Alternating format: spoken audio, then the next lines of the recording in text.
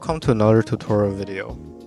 In this video, I'm gonna show you how to configure your own custom payload. This ensures the robot operates normally and it won't collapse if you attach a very big payload. So the robot joint will provide enough torque and provide the correct calculation that includes the payload. So let's go into configure and then go into payload.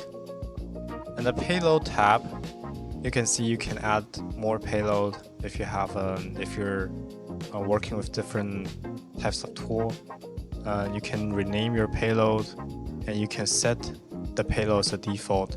So when you open ARCS, this software interface, the program will automatically select the default payload and start the robot.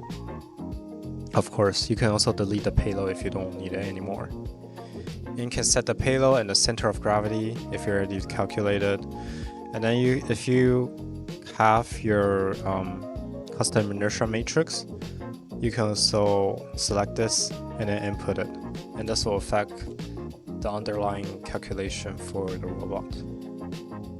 And after that, when you go back to home, when you power off and power on the robot, you can see that we have other payload option.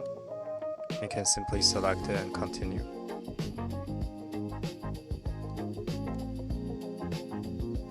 And that's how you add your own custom payload.